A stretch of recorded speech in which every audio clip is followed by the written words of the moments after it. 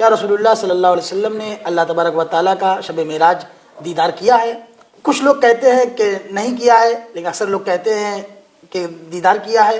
جو لوگ کہتے ہیں کہ نہیں کیا ہے وہ لوگ حضرت عائشہ رضی اللہ تعالیٰ عنہ کی وہ حدیث پیش کرتے ہیں کہ جس شخص نے یہ کہا کہ اللہ کے رسول نے اللہ تبارک و تعالیٰ کا دیدار کیا، گویا اس نے بہتان باندھا۔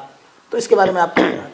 دیکھیے، اکثر ایک بہت بڑا طبقہ یہ ہے کہ جو رسول اللہ صلی اللہ تعالیٰ علیہ وآلہ وسلم کا اس بات میں قائل ہے کہ رسول اللہ نے اللہ کو دیکھا، اور بہت سارے لوگ کہتے ہیں کہ نہیں دیکھا، اور جیسا کہ آپ نے کہا کہ وہ حضرت عائشہ کی دلیل پیش کرتے ہیں۔ سب سے پہلے میں آپ سے یہ کہوں گا کہ جو حضرت عائشہ کی حدیث ہے جس میں حضرت عائشہ فرما رہی ہیں کہ اگر کسی شخص نے یہ کہا کہ رسول اللہ صلی اللہ علیہ وآلہ وسلم نے اللہ کو دیکھا تو گویا کہ اس نے بہتان باندھا۔ یہاں سے اچھی طرح سے سمجھ لیں کہ اس کی تفسیر حضرت عائشہ اس آیت کی تفسیر کر رہی ہیں، لا تدرک الابصار وہو یدرک الابصار، کہ کوئی آنکھ اللہ کا ادراک نہیں کر سکتی۔ تو اسی آیت کی تفسیر گویا کہ حضرت عائشہ صدیقہ بیان فرما رہی ہیں اور اس بات کو کہہ رہی ہیں۔ اچھا، ادھر حضرت عبداللہ ابن عباس اس بات کو فرما رہے ہیں کہ رسول اللہ صلی اللہ علیہ وآلہ وسلم نے اللہ کو دیکھا۔ حضرت جابر فرما رہے ہیں، اور بہت سارے ایسے صحابہ کرام ہیں، اس میں صحابہ کرام میں ہی ایک اختلاف رہا، لیکن اکثر صحابہ یہ فرماتے ہیں کہ رسول اللہ صلی اللہ علیہ وآلہ وسلم نے اللہ کو دیکھا۔ دیکھیں مفتی صاحب، ایک مسئلہ ہے کہ جب حدیث میں ایک دوسرے سے مخالفت آ جائے اور حدیث ایک دوسرے کے بظاہر خلاف نظر آ رہی ہو تو اس میں ایک طریقہ اصول یہ ہے کہ اس میں تطبیق دی جاتی ہے، مطابقت کی جاتی ہے۔ اگر وہ تطبیق صحیح بیٹھ جائے تو پھر دونوں باتیں صحیح ہو جاتی ہیں، اور اگر تطبیق کی کوئی شکل نہ بن رہی ہو تو پھر جس کے دلائل زیادہ ہوتے ہیں اس کی بات کو تسلیم کر لیا جاتا ہے، اس بات کو مانا جاتا ہے۔ تو سب سے پہلے اگر ہم اس کو تطبیق دیں گے تو اس بات سے ساری بات انشاءاللہ کلیئر ہو جائے گی۔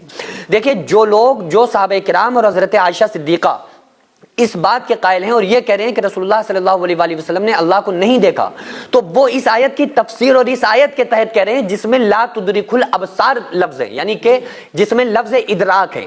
دیکھو، ایک ہوتا ہے ادراک کرنا، ایک ہوتا ہے دیکھنا۔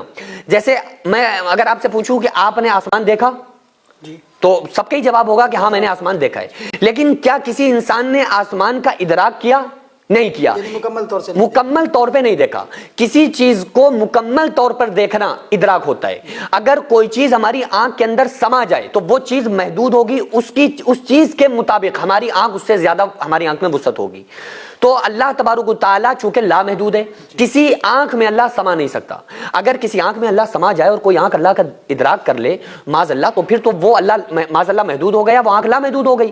تو اچھا، قیامت کے دن لوگ اللہ کو دیکھیں گے کہ نہیں دیکھیں گے؟ جنت میں جو سب سے زیادہ اللہ تبارک و تعالیٰ کا بڑا انعام ہوگا وہ کیا ہوگا؟ اللہ کا دیدار۔ تو بھائی کیسے ہوگا؟ جس کے بارے میں یہ حکم ہے کہ اس کو آنکھ دیکھ ہی نہیں سکتی، اور یہاں پر کوئی قید نہیں ہے، یہاں پر تو کلی حکم ہے لا تدرک الابصار و یدرک الابصار، کوئی آنکھ اسے نہیں دیکھ سکتی، وہ سب کو دیکھتا ہے۔ تو اب کوئی قید نہیں کہ دنیا میں نہیں، آخرت میں نہیں، کوئی قید نہیں، بس یہ کہا جا رہا ہے کہ نہیں دیکھ سکتا۔ جب کوئی نہیں دیکھ سکتا تو پھر جنت میں کیسے دیکھے گا؟ تو پتہ یہ چلا کہ دیکھنا الگ ہے اور ادراک کرنا الگ ہے۔ کوئی آنکھ اللہ تبارک و تعالیٰ کا ادراک نہیں کر سکتی، اس پر حاوی نہیں ہو سکتی، لیکن دیکھنا الگ ہوتا ہے۔ تو اچھا، یہ حضرت موسیٰ علیہ السلام کی جو لوگ دلیل پیش کرتے ہیں، میرے پاس ایک صاحب آئے اور اسی مسئلے پر موضوع پر انہوں نے بات کی اور دلیل میں حضرت موسیٰ علیہ السلام کو پیش کیا کہ اگر کوئی دنیا میں دیکھ سکتا ہوتا تو اللہ تعالیٰ موسیٰ علیہ السلام کو دکھاتا۔ تو میں نے کہا پڑھو آیت، کیا آیت میں؟ اللہ نے فرمایا جب قال لن ترانی، اے موسیٰ تم نہیں دیکھ سکتے، تو ولکن انظر الی الجبل، تم پہاڑ کی طرف آپ دیکھیے۔ اگر پہاڑ کی طرف جب موسیٰ علیہ السلام نے دیکھا تو کیا ہوا؟ فلما تجلی ربہ للجبل، کہ اللہ تبارک و تعالیٰ نے اپنی تجلی پہاڑ پر ڈالی، پھر کیا ہوا آگے؟ پہاڑ ریزہ ریزہ ہو گیا۔ موسیٰ علیہ السلام کا کیا ہوا؟ تو کیوں بے ہوش ہو گئے؟ کیسے بے ہوش ہوئے تھے؟ خدا سے کیا دیکھا تھا انہوں نے؟ جھلک تجلی۔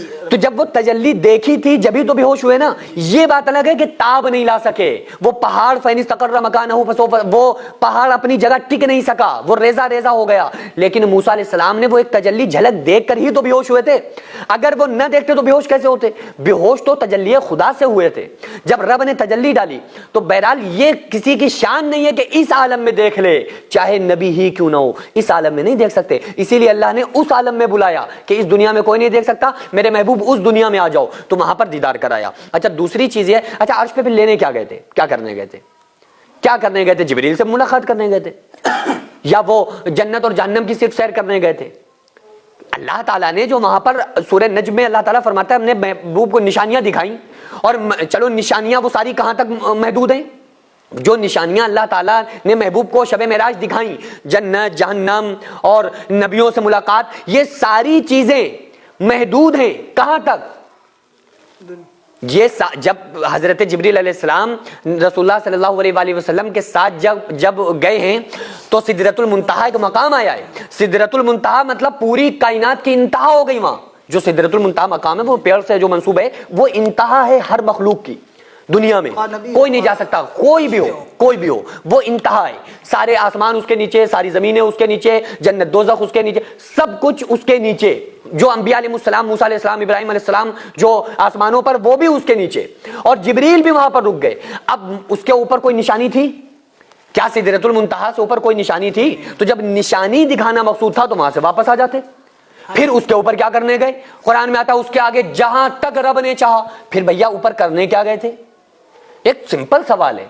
تو ظاہر ہے تھوڑا سا اگر دماغ انسان لگائے تو سمجھ میں آئے گا کہ یار جب سدرۃ المنتہا کے اوپر نشانیاں بھی ختم اور نبیوں سے ملاقاتیں بھی ختم, جنت دوزخ کا مشاہدہ بھی ہو گیا, وہ بھی ختم, تو اس کے اوپر صرف اللہ ہی اللہ ہے. تو پھر رسول اللہ کو اس سے اوپر لے جانے کا مقصد کیا تھا؟ یہ راز کی باتیں ہیں. اب اگر کوئی کہے کہ رسول اللہ صلی اللہ علیہ وآلہ وسلم ایک بار بیان کر دیتے کہ ہم نے اللہ کو دیکھا, تو پھر اس میں کیا تھا؟ بھائی رسول اللہ بیان کر دیتے تو لوگ اور زیادہ اسی مسئلے میں پھنس جاتے کہ کیسے دیکھا ہم نے, انہوں نے کیوں نہیں دیکھا, انہوں نے کیوں نہیں دیکھا, اور زیادہ اس طرح کی باتیں کرتے, ہاں اور زیادہ سوچنا شروع کرتے. اس لیے اللہ تعالیٰ نے بہت ساری باتوں کو اپنے محبوب صلی اللہ علیہ وآلہ وسلم کو عطا کیا, ان کو پردے میں رکھا. اچھا ہر بات اگر تم سمجھ لو گے تو پھر فائدہ ہی کیا رہے گا؟ حروف مقطعات تم سمجھ کے دکھا دو. حضور صلی اللہ علیہ وآلہ وسلم کا علم اکمل, ایک علم کامل, ایسا علم ہے کہ حضور صلی اللہ علیہ وآلہ وسلم نے لوگوں کو بتا دیا کہ دیکھو جس بات کو ہمیں رب نے بتایا اور ہم نے تم سے چھپا لیا, وہ چیزیں نہ جبریل کو پتا ہیں, نہ آنے والے قیامت تک انسان کو پتا ہو سکتی ہیں, کیونکہ رسول اللہ صلی اللہ علیہ وآلہ وسلم اور اللہ کے درمیان کی جو باتیں ہیں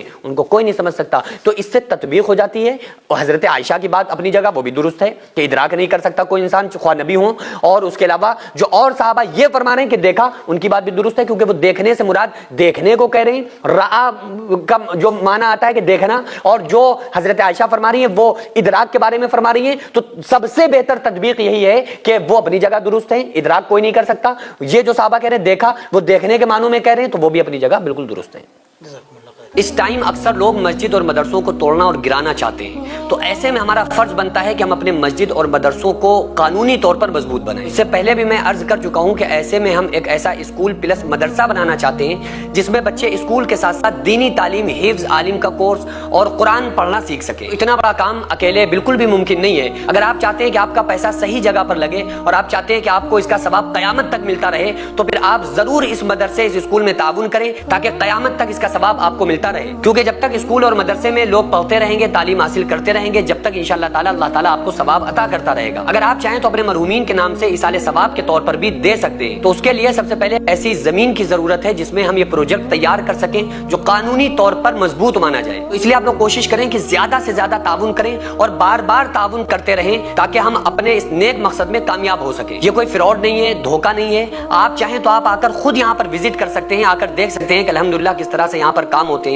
کس طرح سے دینی کام, ملی کام, قوم کے کام, سماجی کام ہوتے ہیں. خود آ کر آپ وزٹ کر کے اپنی آنکھوں سے دیکھ سکتے ہیں. تو اسکرین پر جو آغازیہ ویلفیئر سوسائٹی کا اکاؤنٹ نمبر اور اسکینر نظر آ رہا ہے, اس پر آپ زیادہ سے زیادہ تعاون ضرور کریں.